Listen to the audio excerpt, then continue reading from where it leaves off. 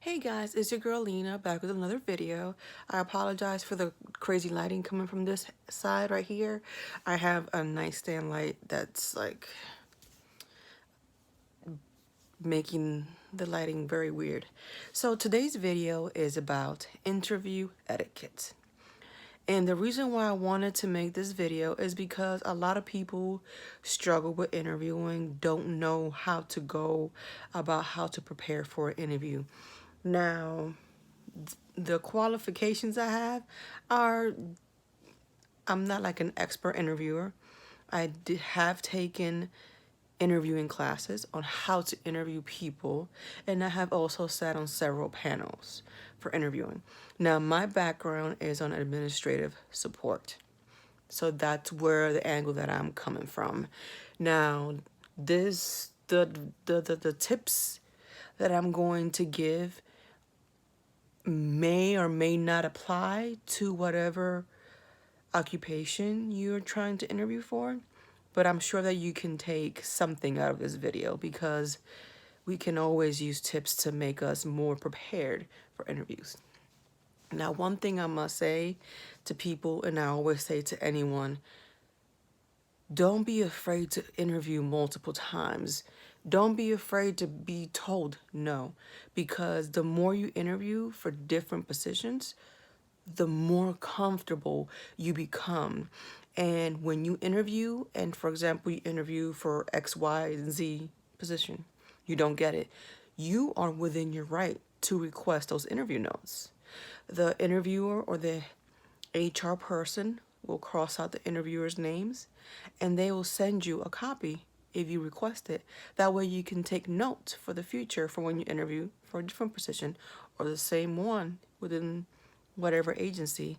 There's been many times where I've seen the same people interview, and I wish people would request their interview notes so they can see, okay, this is what I could do better, or maybe I could have expounded more on this question. You know, you can see, like, you can self analyze how you interviewed. Now, when it comes to the before the interview process, I really recommend people to research if you don't know much about that agency or establishment. I always recommend people to research that agency, have some common knowledge in case they ask you questions like, how did you hear about how did you hear about this position? Um, Position is a tongue twister for me. Why? I don't know. There's a couple words that are tongue twisters for me. But, or how did you hear about this position? Or what do you know about this position? What do you know about this agency? I have been asked that before on interview panels myself. And the worst thing you want to do is be tiptoeing and try to figure out an answer. Now, when you're interviewing for any type of, let's say, job, because obviously position is kicking my butt, any type of job or career opportunity, it's a chance for you to sell yourself, sell your qualifications. Just because you don't have experience in that particular field doesn't mean that what you have done in your past has not prepared you for that job. Everything that you have done in the past can go towards most jobs.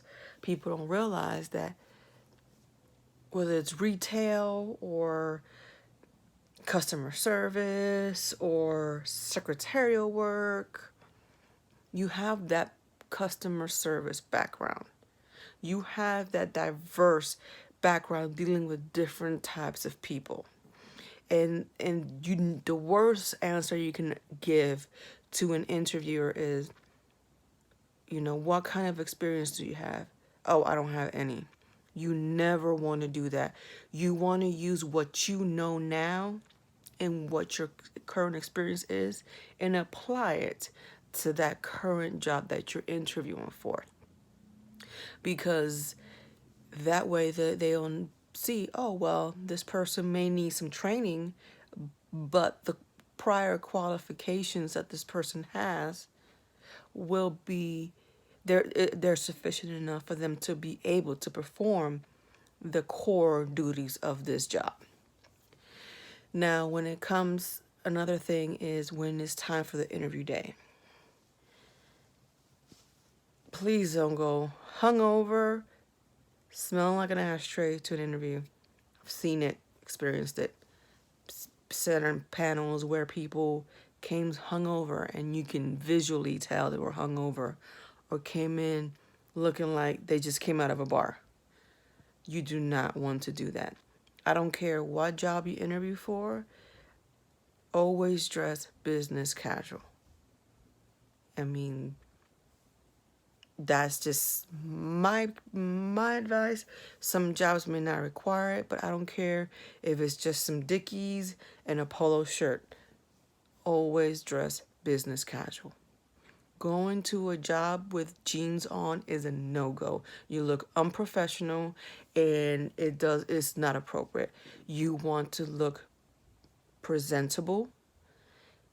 You know, when it comes to for women, the chest area, you know, you don't want to look like, you know, have the ladies up front and center. You know, you can't, we can't, when it comes to women, it's kind of hard when you are more in the larger sizes. But what I mean by keep them tamed, as in keep them covered. Like, you can't help if they're just front line and center, but don't have a low cut shirt for an interview. That's inappropriate. That's what I mean. Now, depending on what job, you don't want to go to an interview with having blue hair. Unless you're a hairstylist or maybe interviewing for a tattoo parlor, that's cool. Some jobs will allow that, but a lot of occupations would like for you to have a natural hair color. Not saying not to do the blue or not to do no wild colors, but like, for example, where I work, it's in the policy. It's in the policy to where, or the guidelines to where you have to have a natural hair color. It has to, I don't know what the right word is, because I don't want to sound offensive. Like, you know, you can have your natural texture of your hair. You can have dreads. You can have all that. Just not having a crazy hair color that's not natural to what you will typically look like with a natural color. Like an unnatural color, for like a color that will look unnatural. Like, nobody's born with blue hair. Nobody is born with green hair. So that's what I mean by that. Now, of course, you want to look presentable. You want to look appropriate. I recommend business casual. All depends on where you're interviewing, but you can never go wrong with a button-down shirt or a polo shirt and some Dickies, or for the ladies, a business appropriate dress, like a business attire dress, or some nice slacks with a shirt and a cardigan or a blazer. You can never go wrong. Some agencies frown upon having, like, when you work there, showing, like, having spaghetti straps. So I wouldn't, if you have a shirt that has a spaghetti strap, I recommend popping on a cardigan. Nobody will be able to tell that's a spaghetti strap. When it comes to the interview, be concise with your answers. Try not to use any slang. Do not use any slang. And if you need the question repeated, you can have the question repeated. You can ask the panel, can you please repeat the question? When you're going into an interview, the best thing that you can do is be as confident as possible. Even if you don't know anything, be confident in your answers. Be confident. Look at the interviewers in the eyes, or at least look at them in their face. And when you answer, make your answers as detailed but not long-winded. There's a difference between detailed and long-winded. You don't want to talk so much that you start to bore the panel and then they're not really paying attention to what you're saying. But you don't want to be so vague that they're left wanting more, or you're not giving them enough to be like, okay, this person has got the job, or this person is going for a second interview. Another thing that I suggest is, besides researching the job, always try to pinpoint the qualities and the qualifications that you have that fit into that position. Do not go into detail about things that have nothing to do with the question or the current position that you're applying for, because at that point you're giving information that's not useful, that they cannot use to make the decision process to hire you. Now, I know when it comes to interviewing, some people can get nervous, and that's fine, because I still get nervous interviewing, but when I give my answers, I try not to go, and like, I'd rather a person take their time answering and not using 50 ands in one sentence, or in one sentence. Try to take a moment and gather your composure, answer the question, and then move on.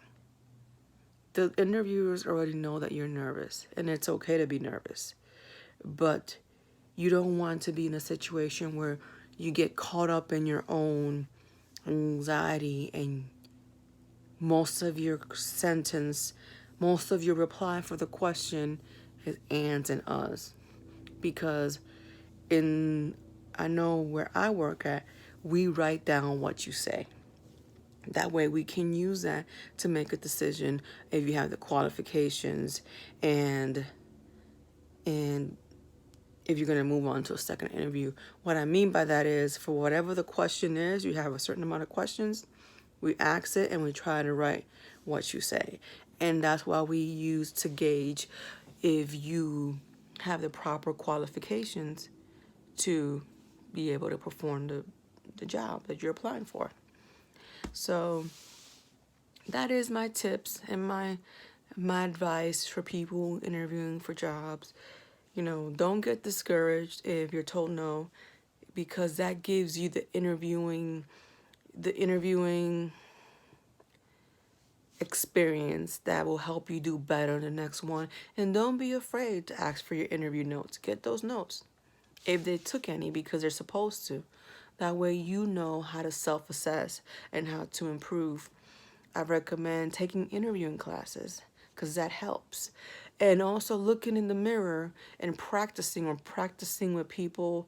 I know it's hard to practice with friends because it's relaxed, you know them, you can be joking around, but if you know that the person will be like, okay, now we got to take this serious. Let's interview. Let's practice interview. Do a mock interview. That gives you a comfortability. Comfortable. It makes you more comfortable. And when you actually get in there and interview, ask yourself mock questions like, what do you have to offer this company? What makes you want to apply here? What are your current qualifications that make you suitable to work for this company? Have you ever dealt with a difficult person, and how have you handled that? If there can be things like, have you made a mistake? And if you made a mistake in your duties, how did you handle that mistake? So those are some of the things some questions that have been on panels that could be asked, but that those questions are not limited to. But